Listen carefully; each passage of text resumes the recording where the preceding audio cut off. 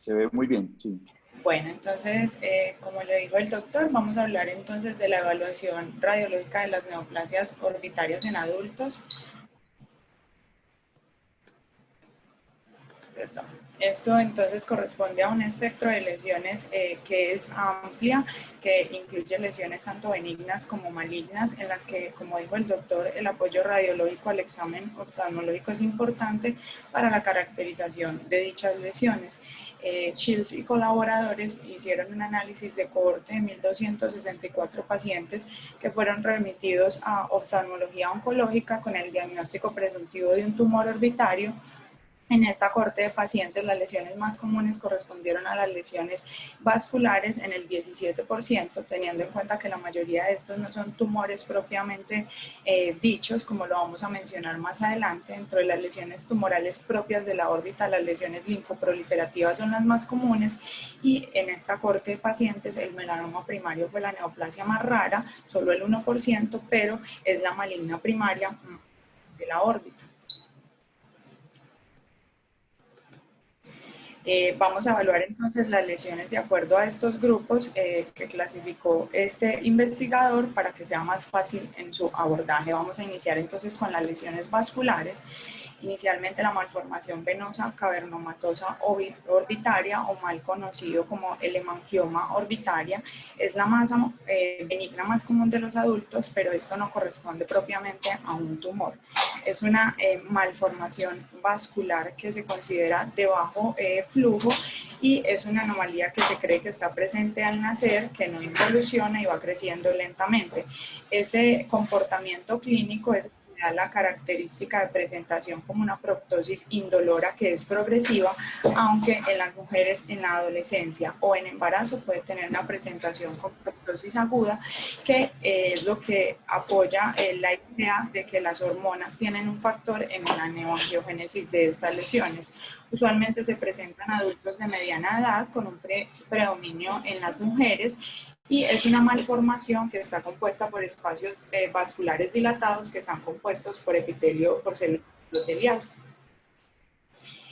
Las imágenes entonces se va a presentar como una masa sólida que es redondeada o ovalada, que usualmente está en la cara lateral en el espacio intraconal, pero también podemos ver malformaciones cavernomatosas extraconales. Usualmente son bien circunscritas y homogéneas, y característicamente con el medio de contraste vamos a tener que en las fases tempranas, cuando se hacen estudios dinámicos, la lesión tiene un realce escaso y va llenando de forma progresiva en las fases tardías.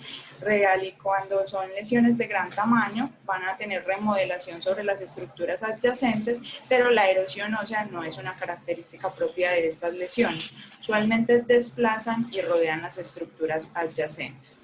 Acá tenemos entonces un caso en el que tenemos una tomografía contrastada en cortes axiales en ventana de tejido blando y en cortes coronales, y unas imágenes de T2 con saturación grasa, en las que vemos en el primer caso una lesión intraconal redondeada, bien definida, que se dirige hacia el ápex orbitario. En la fase temprana vemos que tiene un realce escaso con el medio de contraste, un realce heterogéneo. En la imagen coronal podemos identificar nuevamente esta lesión como una lesión bien definida, y vemos cómo desplaza el nervio óptico y el músculo recto inferior sin invadir estas estructuras. En las imágenes de T2 observamos en este caso una lesión intraconal en el lado derecho que está generando una ligera proptosis de ese globo ocular. Es una lesión hiperintensa en el T2, pero que tiene característicamente este halo hipointenso que se corresponde con la pseudocápsula observada en los cortes histológicos. Acá tenemos otro caso, en este tenemos unas imágenes axiales en fase simple, arterial y tardía. En la fase simple vemos en este caso una lesión que es extraconal en la órbita derecha hacia el aspecto medial. Es una lesión bien definida, ovalada, homogénea, que en la fase arterial temprana presenta escaso realce con el medio de contraste, y hacia las fases tardías vemos cómo va llenando toda la lesión con ese medio de contraste. En las imágenes de resonancia magnética suelen ser lesiones que son isointensas al músculo en las secuencias de T1, hiperintensas en las secuencias de T2 y pueden tener septos internos y una pseudocápsula que es hipointensa en T2 porque es de alto contenido fibroso. No suelen tener vacíos de flujo, los vacíos de flujo en las imágenes de resonancia corresponden a vasos y esta lesión no los tiene porque no corresponde a una lesión de alto flujo, a una lesión vascular de alto flujo. Aquí tenemos otra imagen, esto es una tomografía simple en un corte axial en ventana de tejidos blandos en donde vemos una lesión intraconal bien definida, redondeada, en la órbita derecha que está generando una remodelación sobre la estructura, sobre la pared lateral de la órbita y una proptosis de ese globo ocular. En las imágenes de resonancia en cortes axiales en T2 con saturación grasa vemos esa misma lesión, es una lesión hiperintensa al músculo que tiene este halo hipointenso bien definido que está desplazando el nervio óptico y está remodelando la pared lateral de la órbita. En las imágenes de T1 post-contraste, en una fase tardía, vemos cómo persiste ese halo hipointenso, pero la lesión en general tiene un llenado con el medio de contraste. Los hemangiopericitomas son realmente lesiones más comunes en las extremidades. En la órbita se corresponde con un tumor raro, menos del 1% de las lesiones orbitarias pues van a ser hemangiopericitomas. Usualmente se presentan en la quinta década de la vida y estas no tienen predilección de género. También se puede presentar como una proptosis y masa palpable. El hemangiopericitoma tiene tipos histológicos que van desde benignos hasta francamente malignos, pero en general puede tener una tasa de metástasis independiente de ese tipo histológico del 15%, siendo el pulmón el órgano más afectado comúnmente. En las imágenes, estas lesiones son clásicamente extraconales, adyacentes a los senos paranasales, también son lobuladas y bien circunscritas, y a diferencia del hemangioma cavernosa, estas lesiones tienen un realce que es intenso desde la fase arterial y en las fases tardías tienen un lavado del medio de contraste. En la resonancia magnética suelen ser lesiones isointensas en el T1 y en el T2. Como tiene un espectro de lesiones que pueden ser francamente malignas, entonces las lesiones pueden tener comportamiento agresivo por las imágenes, teniendo bordes infiltrativos, erosión de las paredes óseas o nodularidad de esas lesiones. No es típico la calcificación en este tumor. En este tenemos una paciente de 64 años, esta es la imagen inicial de la paciente, es una tomografía contrastada en un corte axial en ventana de tejidos blandos, en donde inicialmente vemos una lesión redondeada, bien definida, en el aspecto superolateral de la órbita derecha que está desplazando el músculo recto superior. En este caso está teniendo remodelación ósea, pero a diferencia del hemangioma, esta lesión tiene un realce ávido con el medio de contraste desde las fases iniciales. A la paciente se le llevó a una resección quirúrgica y 2 años después se presenta nuevamente con una lesión que en este caso es una lesión de aspecto menos definido y que adicionalmente está generando erosión de la pared ósea con un comportamiento radiológico más agresivo. En este otro caso tenemos una lesión intraconal en la órbita izquierda que está generando efecto de masa sobre el nervio óptico. Adicional es una lesión bien definida que realza intensamente con el medio de contraste, está destruyendo la pared medial de la órbita y está invadiendo las celdillas etmoidales. Estas son otras imágenes en resonancia magnética, un T2, una secuencia de T2 con saturación de la grasa en el que vemos una lesión que en esta secuencia se podría parecer pues, al hemangioma que les mostré previamente, es hiperintensa en el T2, tiene un halo hipointenso y septos hipointensos, pero en las imágenes post contraste vemos que el realce es mucho más homogéneo y ávido pues, con el medio de contraste. Las lesiones linfoproliferativas de la órbita también comprenden un espectro de lesiones que van desde lesiones benignas como la hiperplasia linfoidea hasta lesiones malignas, pues como el linfoma. Son las lesiones más comunes en los adultos usualmente mayores de 60 años y de estas el linfoma es la mayoría, hasta el 90% de los casos. El 30% de los pacientes que se presentan con un linfoma de la órbita a los 10 años van a desarrollar linfoma sistémico. sistémico. La variedad no-Hodgkin es la más común y de estos el subtipo del tipo MAL es el que más comúnmente afecta a la órbita. Usualmente se presentan como masas que pueden ser palpables, que se asocian a proptosis y que disminuyen la motilidad ocular. Las imágenes en ocasiones, como vamos a ver, no permiten la diferenciación entre estos trastornos benignos de los malignos porque las características pueden ser muy similares.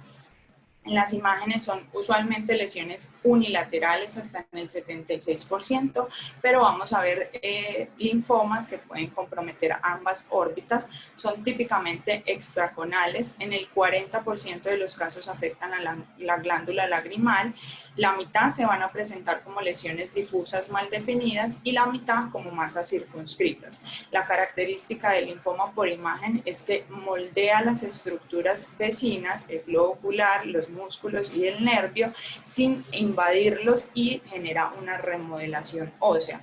Es raro que el linfoma tenga erosión de las estructuras óseas, pero cuando está presente usualmente es porque es un linfoma difuso de células B grandes. Tenemos entonces acá un caso, esto es una tomografía contrastada en un corte axial y en un corte coronal en donde observamos una proptosis del globo ocular en el lado derecho con una lesión infiltrativa difusa intraconal que está desplazando el globo ocular hacia anterior, pero no tiene invasión del mismo y está respetando el nervio óptico en este segmento. Adicional, en el corte coronal observamos que la lesión invade el foramen infraorbitario. En la resonancia magnética suelen ser lesiones isointensas en el T1. Las secuencias de T2 son variables. Clásicamente el linfoma se ha descrito como hipointenso en el T2, que es una característica que nos ayuda mucho, pero no todos los linfomas son hipointensos en el T2 y hay que tenerlo presente. Usualmente tienen un realce uniforme y uno de los grandes diagnósticos diferenciales del linfoma ocular es el pseudotumor inflamatorio. Este se favorece, este diagnóstico de pseudotumor, cuando hay infiltración y engrosamiento de los músculos y adicional las secuencias de difusión nos permiten o nos ayudan un poco en la diferenciación, ya que el linfoma clásicamente restringe más a la difusión que el pseudotumor. En este caso entonces tenemos unas secuencias de T1 y de T1 post-contraste. En esta imagen inicial observamos una proptosis del globo ocular izquierdo con una lesión infiltrativa intraconal, pero vemos cómo respeta los músculos extraoculares y tiene un realce homogéneo con el medio de contraste.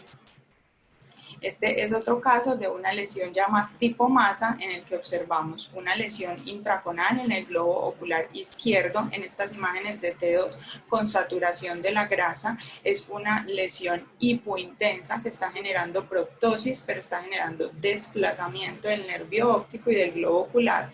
Esto es una imagen de difusión en la que observamos que la lesión es altamente hiperintensa en relación con la restricción a la difusión y en las secuencias de T1 es una lesión que es isointensa al músculo. Este fue un caso de un linfoma también. Dentro de las masas de la glándula lagrimal, entonces corresponden hasta el 14% de las lesiones orbitarias. La mitad van a ser benignas y la mitad van a ser malignas y se clasifican en dos subtipos: las lesiones epiteliales, que corresponden más o menos al 40 al 50%, y las no epiteliales, que la mayoría van a ser procesos inflamatorios, que no son el objetivo de esta charla, pero que también comprenden las lesiones linfoproliferativas. Dentro de las lesiones epiteliales está el adenoma pleomórfico, es la neoplasia benigna más común de la glándula lagrimal, corresponde al 57% de las lesiones epiteliales, más o menos se presenta entre la cuarta y la quinta década de la vida, genera hipoglobo y proptosis y en estos casos el dolor es raro. En las imágenes se suele presentar como una masa bien circunscrita en la topografía de la glándula lagrimal, tiene un realce homogéneo, se suele acomodar pues a las estructuras óseas y genera remodelación con una concavidad en esa fosa lagrimal. es una lesión que es hipointensa en el T1, hiperintensa en el T2, pero cuando aumenta de tamaño, tiene degeneración quística, hemorragia o necrosis, estas características pueden cambiar porque se comporta como una lesión que es más heterogénea, tanto con el realce como en las secuencias de pulso. Usualmente no presenta erosión de las paredes óseas. Cuando la erosión está presente, debemos sospechar más lesiones malignas. En este tenemos un caso, esto es una imagen, son imágenes axiales de la órbita en secuencias de T2 con saturación grasa. En este caso vemos una lesión bien definida en la ubicación de la glándula lagrimal en el lado izquierdo. Es una lesión que es isointensa al músculo, que es isointensa en el T1 precontraste y que tiene un realce ávido con el medio de contraste. Este es otro caso, es una lesión que ha aumentado de tamaño. Estas son imágenes de T1 postcontraste en un corte axial y en un corte sagital, en el que les quería demostrar cómo lesiones de mayor tamaño ya no son tan homogéneas en el realce, sino que se vuelven más heterogéneas porque tienen cambios de necrosis o de degeneración quística. La otra lesión epitelial es el carcinoma adenoideo quístico, que es la neoplasia maligna más común de la glándula lagrimal, corresponde solo al 29% de las lesiones epiteliales. Es una lesión que es clásicamente infiltrativa y tiene una fuerte propensión por la diseminación perineural. Por eso para nosotros cuando se sospechan estas lesiones es muy importante evaluar los forámenes y las fisuras de la órbita para evidenciar si hay algún tipo de compromiso de los nervios. Tiene un pobre pronóstico. Cuando son lesiones tempranas son indistinguibles de los adenomas pleomórficos porque se suelen presentar como lesiones homogéneas, redondeadas, bien definidas en la ubicación de la glándula lagrimal, pero cuando tenemos enfermedades que son más avanzadas, esas lesiones se van volviendo de aspecto más agresivo, tienen bordes irregulares, distorsionan el globo, generan erosión de las paredes óseas. Cuando estas lesiones tienen calcificaciones para nosotros debemos pensar más que corresponde a un adenoma y no a un carcinoma. En este tenemos un caso de un paciente, esto es una imagen de T2 con saturación grasa en un corte axial, esto es una imagen de T1 precontraste sin saturación grasa en un corte coronal y un T1 postcontraste en el que observamos en la ubicación de la glándula lagrimal en el lado izquierdo una lesión heterogénea, predominantemente hiperintensa en las secuencias de T2, que es hipointensa en las secuencias de T1 y tiene un realce ávido por el medio de contraste. Adicional a esto, en este caso vemos cómo la lesión está generando un hipoglobo en ese globo ocular izquierdo. Este es otro caso, en este tenemos unas imágenes de tomografía contrastada en corte axial y una imagen de resonancia magnética T1 postcontraste en el que observamos una lesión que es de márgenes más infiltrativos, es homogénea pero está generando destrucción de la pared ósea lateral y invasión de la fosa craneal media. Estas características de mayor agresividad denotan una enfermedad en avanzado estado. Dentro de las lesiones no epiteliales que vamos a abarcar en esta charla, pues los trastornos linfoproliferativos son los más comunes en comprometer la glándula lagrimal. De esos, nuevamente, el linfoma maligno también es el más común, pero solo corresponde a 1% de las masas orbitales. Usualmente son pacientes en la séptima década de la vida, se presenta como una masa indolora en la órbita superotemporal. De estos, el 35% desarrollan linfoma sistémico y tienen una tasa de supervivencia a 5 años del 70%, muy en relación con el desarrollo, ¿no?, del compromiso sistémico. En las imágenes suelen ser masas que realzan de forma homogénea que se moldean a la órbita y al globo ocular, que es una característica del linfoma.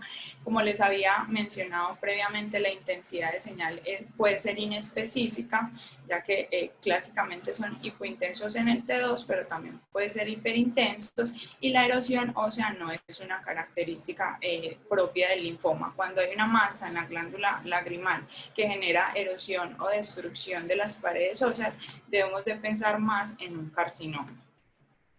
En este caso tenemos una tomografía en fase simple, en un corte axial y en un corte coronal, en el que vemos una lesión bien definida, homogénea, ovalada en la glándula lagrimal en el lado izquierdo. En los cortes coronales vemos cómo no genera invasión, sino desplazamiento de las estructuras del globo ocular, y en este caso fue una hiperplasia linfoide atípica. Diferenciar entonces el linfoma del carcinoma en la glándula lagrimal a veces puede ser difícil, y hay características clínicas y de imagen que nos pueden ayudar con eso. Entonces, los pacientes de edad avanzada que tienen adenopatías o que no tienen remodelación ni destrucción ósea, adicional a eso, si la imagen o la lesión tiene una hipointensidad en las secuencias de T2 y restricción a la difusión, nos hace pensar más en un linfoma que en un adenoma o en un carcinoma. Este es otro caso en el que tenemos una lesión. Estos son una imagen de tomografía contrastada en corte axial y en corte coronal, en el que vemos una lesión en la ubicación de la glándula lagrimal en el lado derecho. Esa lesión está invadiendo y extendiéndose hacia los tejidos blandos periorbitarios, pero característicamente, como les he mencionado, no genera destrucción de las paredes óseas, sino que se está moldeando a las estructuras vecinas. Este es otro caso. También les mencioné que la mayoría eran unilaterales, como los que les he mostrado previamente, pero también pueden haber casos en que el linfoma sea bilateral. En este caso tenemos una paciente, una imagen de tomografía contrastada en un corte coronal, en el que vemos en ambos globos oculares una lesión con densidad de tejidos blandos de margen lobulado que está moldeando las estructuras del globo ocular y que se está extendiendo hacia los tejidos blandos periorbitarios. En las imágenes de T1 postcontraste encontramos que esas lesiones tienen un realce homogéneo con el medio de contraste, y estas dos características que son las que más nos ayudan a sospechar que sea un linfoma, y es que es una lesión que es muy intensa en las secuencias de T2 con saturación grasa y que tiene una restricción marcada a la difusión. En las lesiones que afectan el nervio óptico y lesiones meningias, entonces tenemos el glioma del nervio óptico. Es el tumor primario más común del nervio. Puede afectar cualquier parte del tracto óptico, pero hasta el 48% van a estar confinados al segmento intraorbitario. Tiene dos presentaciones histológicas y se relaciona mucho con la edad de presentación y los antecedentes del paciente. Usualmente en los pacientes más jóvenes, usualmente menores de 8 años, se presenta como un astrocitoma pilocítico juvenil, o mejor como tumores de bajo grado de la clasificación de la OMS. Este tipo de tumor está muy relacionado con la neurofibromatosis tipo 1, y el 20% de los pacientes con neurofibromatosis tipo 1 va a desarrollar glioma del nervio óptico en algún momento.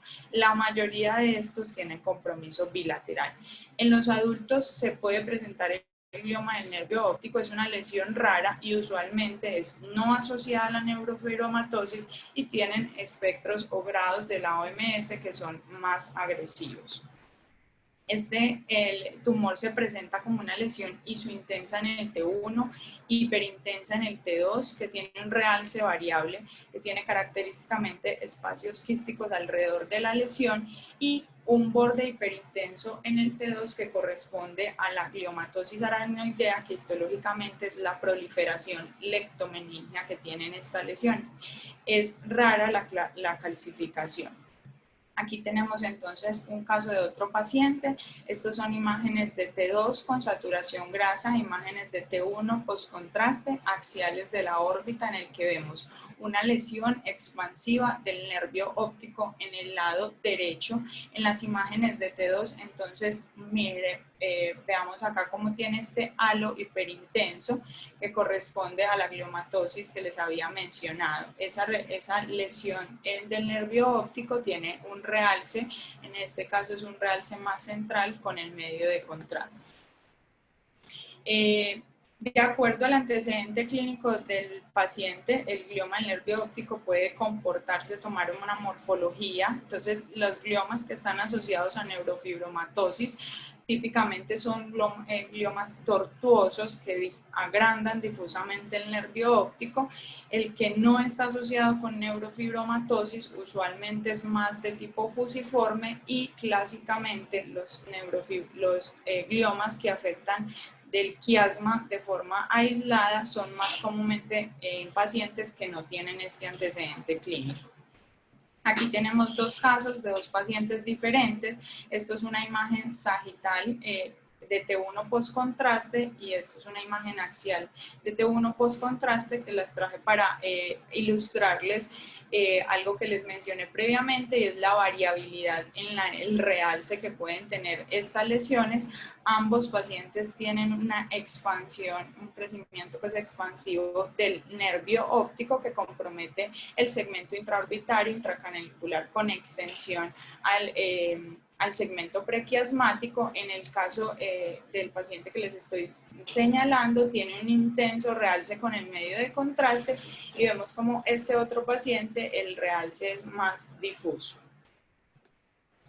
Este es un caso, esto es una imagen de T2 con saturación grasa y esto es una imagen de T1 post-contraste en el que vemos un aumento del tamaño de la región quiasmática de forma bilateral, es isointensa a la sustancia gris y con el contraste tiene un realce que es heterogéneo. Dentro de los meningiomas de la vaina del nervio óptico, entonces como dice su nombre, se deriva pues de la vaina aracnoidea, corresponde al segundo tumor más común del nervio óptico, pero solo 2% de las neoplasias orbitarias van a ser meningiomas. Tiene una predilección por el sexo femenino y se presenta usualmente en la quinta década de la vida. Clásicamente, entonces, los meningiomas se presentan con un patrón de crecimiento tubular, pero no hay que olvidar que pueden ser lesiones fusiformes y en casos muy raros lesiones excéntricas de la vaina del nervio óptico. Como preservan o respetan la sustancia del nervio óptico, aparece la clásica imagen de la vía del tranvía como una lesión que rodea ese nervio, pero respeta propiamente el nervio. Usualmente en T1 y en T2 tienen intensidad variables, pueden aparecer quistes periópticos, que son quistes entre la unión del globo ocular y el tumor en el extremo distal del nervio, y la calcificación puede aparecer hasta en el 50% de los casos. En estas imágenes de tomografía contrastada en cortes axiales observamos la representación del clásico signo de la vía de tranvía, en donde vemos que el nervio óptico está preservado, que corresponde a la vía, y el tumor, que es una lesión, en este caso lobulada, que realza con el medio de contraste, son los rieles pues, por donde iría el tranvía.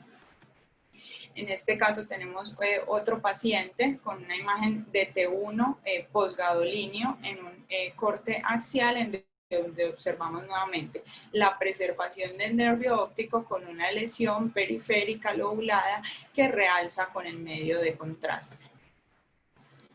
En este caso, entonces tenemos unas imágenes de T2 con saturación grasa y de T1 en cortes axiales, en donde vemos una lesión expansiva alrededor del nervio óptico, y en este caso, para ilustrarle los quistes periópticos, que son estas pequeñas hiperintensidades quísticas entre el globo ocular y el nervio óptico, característica de los meningiomas del nervio óptico. La lesión tiene realce con el medio de contraste, y en los cortes coronales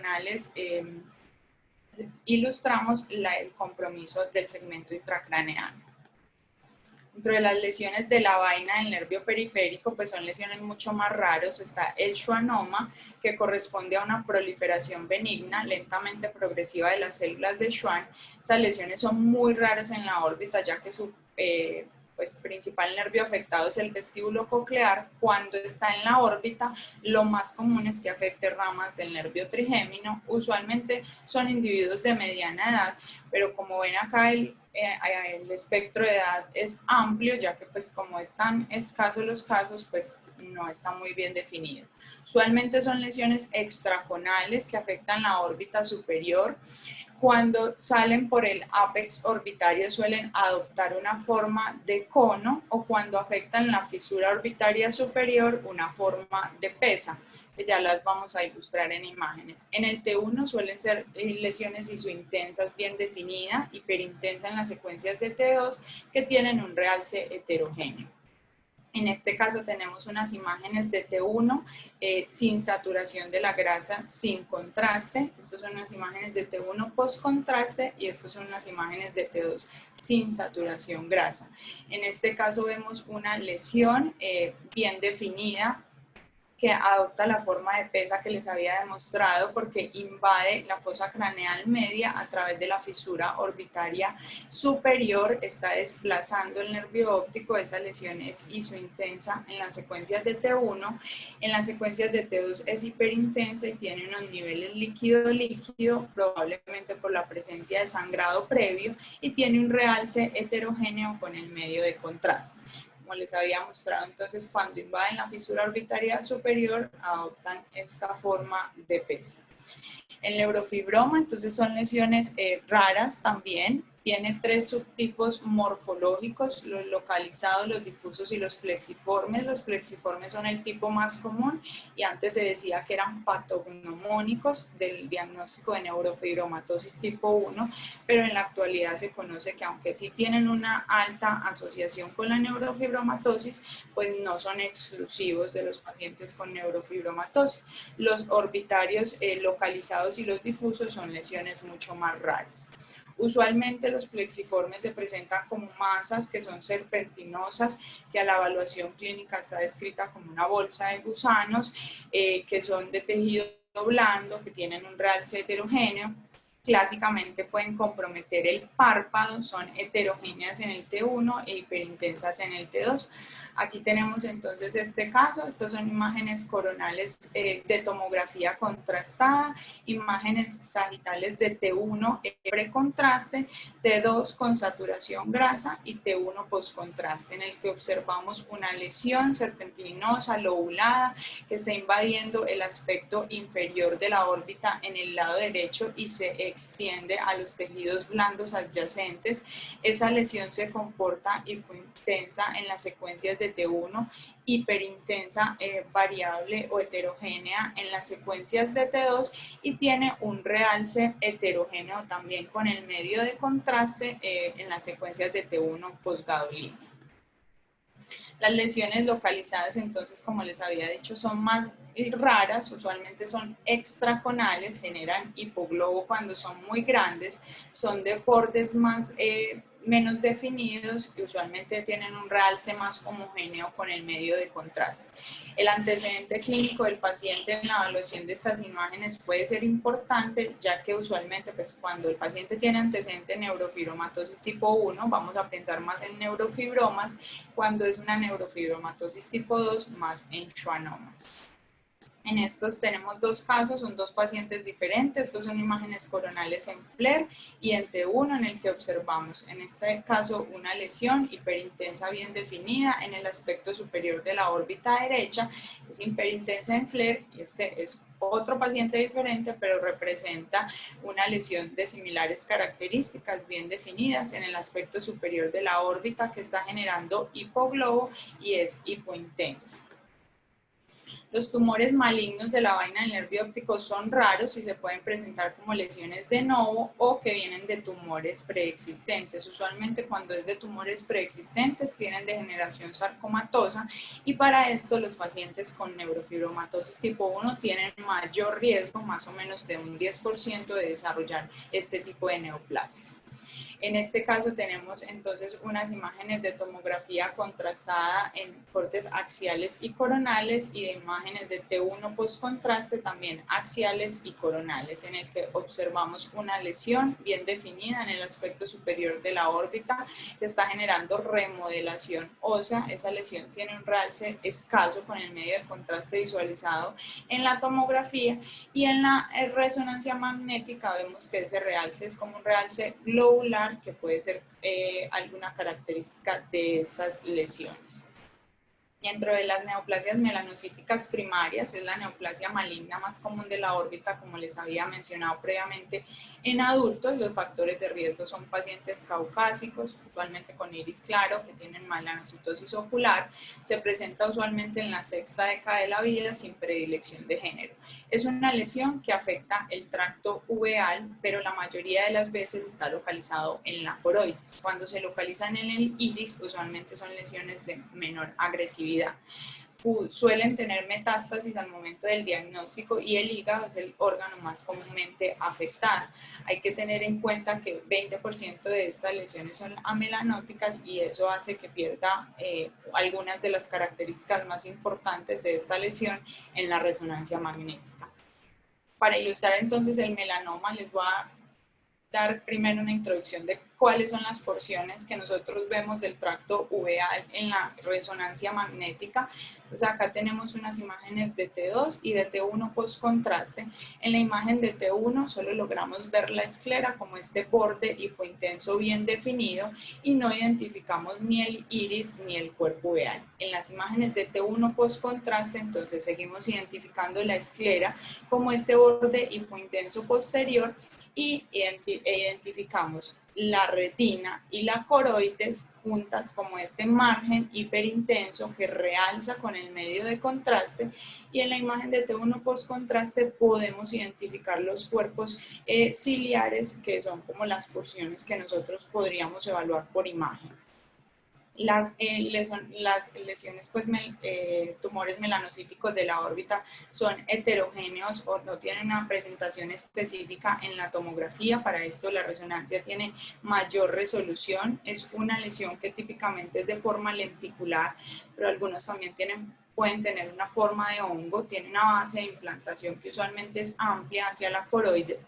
Característicamente y por ese contenido de melanina son lesiones hiperintensas en el T1, hipointensas en el T2, y este grado de pigmentación que nosotros lo podemos ver representado con el grado de hiperintensidad en el T1 se ha visto asociado con el pronóstico. A mayor pigmentación, mayor tamaño, cuando tienen extensión extraocular o infiltración del cuerpo ciliar, se dice que el paciente tiene un pronóstico menos favorable. Entonces acá tenemos unas imágenes de tomografía contrastada de la órbita. En este caso son pacientes diferentes. Vemos una lesión pequeña hipertensa hacia la coroides en el lado derecho. En este caso, pues, para representar que las lesiones, la imagen de tomografía es mucho más inespecífica, la imagen de resonancia, entonces, en este caso, en el lado derecho también nos presenta una lesión que es hipointensa, que tiene más como una forma de champiñón y que clásicamente es hiperintensa en las secuencias de T1. Aquí tenemos este otro caso, en este tenemos unas imágenes de T1 en corte axial, de T2 con saturación grasa y de T1 post contraste, en el que vemos una lesión lentiforme en el aspecto lateral de la coroides en el lado derecho, que es hiperintensa en el T1, hipointensa en el T2 y que realza con el medio de contraste. Y tenemos este otro caso, unas imágenes de T2 con saturación grasa, de T1 y de T1 post contraste, en el que vemos una imagen triangular en el cuerpo ciliar en el lado derecho, hipointensa en el T1, hipointensa en el T2, hiperintensa en el T1, que tiene realce con el medio de contraste que corresponde también a un melanoma. Para finalizar, entonces, las lesiones metastásicas de la órbita corresponden al 13% de los tumores Dentro de ese, el carcinoma de mama es el que más comúnmente afecta la órbita, usualmente localizados hacia la coroides, pero en ocasiones estos procesos metastásicos son difíciles de diferenciar de otros procesos infiltrativos no neoplásicos, como cuáles, como la oftalmopatía tiroidea. Hay algunas características que nos pueden ayudar a diferenciar, adicional pues al contexto clínico de los pacientes. Usualmente la oftalmopatía tiroidea es bilateral y respecta las inserciones tendinosas. El pseudotumor clásicamente se presenta con dolor y compromete esas inserciones tendinosas. El carcinoma de mama tiene una predilección por comprometer la grasa intraconal y los músculos extraoculares. El carcinoma de próstata, adicional al compromiso intraorbitario, suele estar acompañado de compromiso óseo, y el melanoma tiene una predilección por afectar los músculos extraoculares. En este caso tenemos una imagen T1 postcontraste, es una paciente femenina con un antecedente de cáncer de mama, en el que encontramos que tiene un engrosamiento difuso del músculo extraocular, del músculo recto externo en el lado izquierdo, que está involucrando la inserción tendinosa y que tiene un realce homogéneo con el medio de contraste.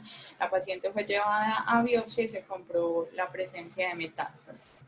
Este es un paciente con un antecedente de un carcinoma de próstata. En la ventana de hueso, en un corte axial, vemos cómo tiene un compromiso plástico de la unión esfenotemporal en el lado izquierdo, acompañado de una lesión, en este caso extraconal bien definida, que está generando desplazamiento y no tiene un adecuado plano de clivaje con el músculo recto externo, imagen también visualizada en el corte coronal.